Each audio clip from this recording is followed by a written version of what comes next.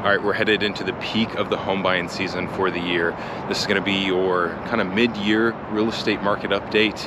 We're gonna cover the latest stats, kind of look at what's transpired so far and project what we think might happen for the rest of the year. Maybe cover what I got right and wrong so far, and what's happening in the real estate industry. All that and more, stick around.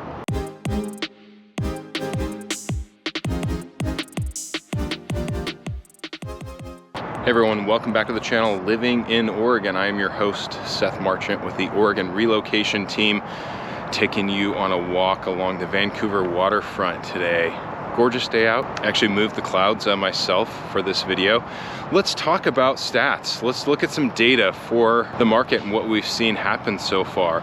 Looking month over month, looking back to last month, everything's up for the most part. Days on market is down. So those numbers sort of indicate that the market is getting more competitive, but that's typical for this time of year. Like I said, we're coming into the peak season.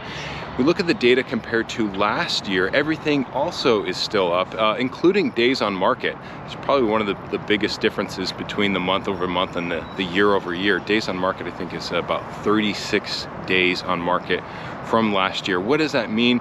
Well, the market right now, this year compared to last year, homes are sitting on the market a lot longer right now.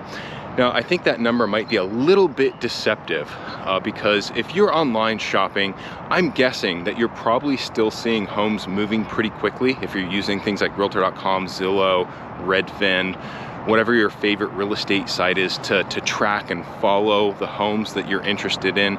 Guessing you're probably still seeing things move pretty quickly, but days on market, the average is actually up quite a bit from last year. So with that number, you would expect the market to maybe be a little bit less competitive, but that's not quite what we're seeing. We're actually seeing the market's probably actually just as competitive as last season, if not maybe even a little bit more competitive. One prediction that turned out to be, I think, mostly correct so far is that in the wintertime, I predicted we would have a competitive real estate market in the springtime this year. And that prediction was based a little bit on the expectation that rates were going to go down. That's something that I got wrong. Rates have not gone down. In fact, they've been about as high as they've been in a couple of decades. Just a couple of weeks ago, they touched almost 7.5. I think 7.4 is what I saw. But today, actually, for the first time in a while, they came back down below 7, right at 6.99%. But here's the thing with rates. What we've seen with these rates, changing so drastically over the last 2, 3, 4 years, what we've seen is it's not so much the rate that slows the market down, it's the shock of the rate. It's people adjusting to the rate. So I'm guessing that once rates start going back down below 7, if they maintain and continue to go back down, we're gonna see a market that's even more competitive right now. And what's causing that competition, of course, is inventory. Inventory has been the crux of all of this competition. And as you can see from some of the numbers, inventory is slightly up. Inventory has been ticking up, but some of that inventory is homes that have just been sitting on the market for a very long time. So it might not feel like there's as much inventory as there is, but we've got about as much inventory now as we've seen in recent years. So typically that bodes well for buyers that are looking to get a good deal, a good price. Buyers that don't want to compete with a bunch of other buyers and have to write competing offers above ask. But the inventory is just still not quite high enough to where we can see buyers kind of getting a break. We're going to need, quite frankly, a lot more inventory than what we have right now. There were people that theorized that there were going to be a lot more homes coming to the market this springtime. For people that have low interest rates, that have been waiting for the rates to come down, that maybe perhaps have decided that rates are not going to come back down to what their current rate is, which is for most people is like 3 to 4%. So there's a lot of people saying that there's homeowners that are pent up, that have wanted to sell, that have been waiting to sell and are tired of waiting, and they're just gonna bite the bullet on the rates. And anecdotally, I actually have seen that a little bit. I've seen people take the equity, because so many people have so much equity in their home, take the equity towards buying down the rate on another house, and with the plan of potentially refinancing at some point in the near future.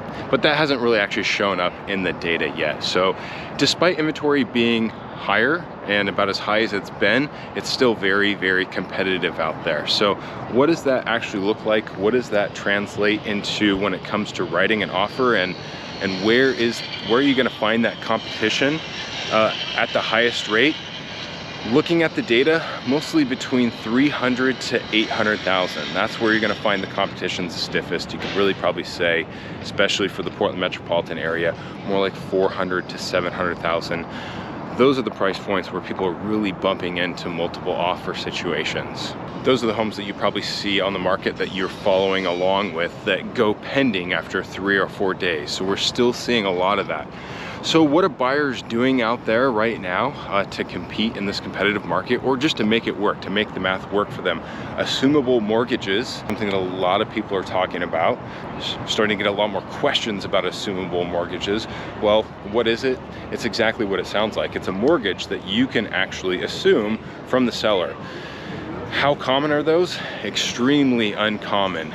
I've seen a lot of different numbers on it, but maybe 1 out of 25 mortgages or something like that might be assumable, and they're very hard to assume. They take a long time to assume. I've heard 3 to 6 months. I don't have a ton of experience with assumable mortgages, just like most realtors don't. Like I said, they're not very common. But because so many people out there have 3 or 4% rates, and rates have been 6 to 7% for so long now, all of a sudden assumable mortgages are a big thing. So if you do have questions about assumable mortgages, you can call, text, email, you can get in touch. You can find all the contact information in the description of this video.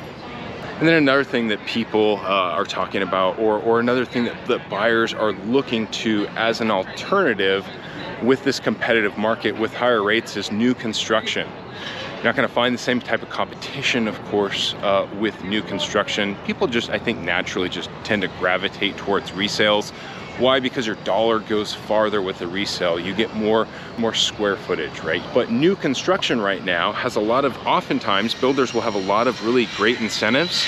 And there's actually been a lot of new construction starts that were canceled over the past year because rates have gone up when people kind of thought they were going to go down. So there's probably a lot of people out there that were banking on a lower mortgage payment, something that probably fit their range a little bit better.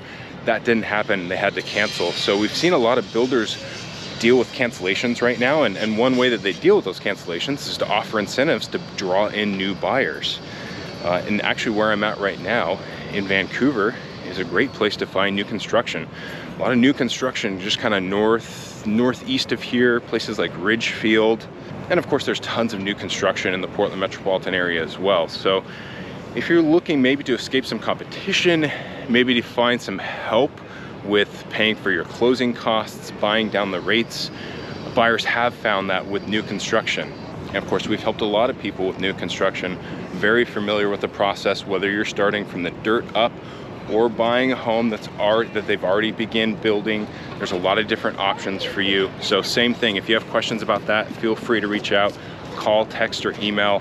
And then the next big thing that you buyers are going to want to be cognizant of for this year, starting in June of this year of 2024, it's already been true in Washington, but this will be true in Oregon now. You will have to have a buyer's agent agreement with your buyer's agent, just like when you sell your house. When you sell your house and you hire a realtor, you have to have a listing agreement with that realtor.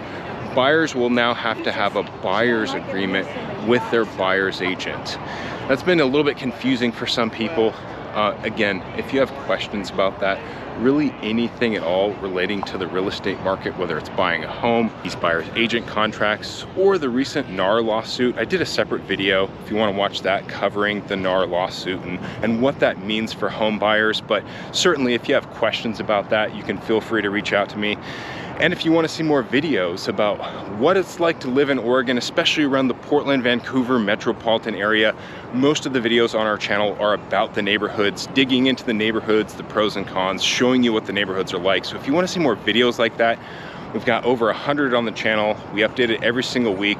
Make sure and subscribe. Again, my name is Seth Marchant.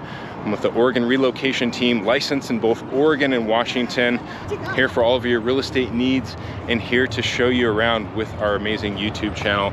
Again, coming to you today from the Vancouver waterfront. Make sure and subscribe. Until next time, take care, everyone.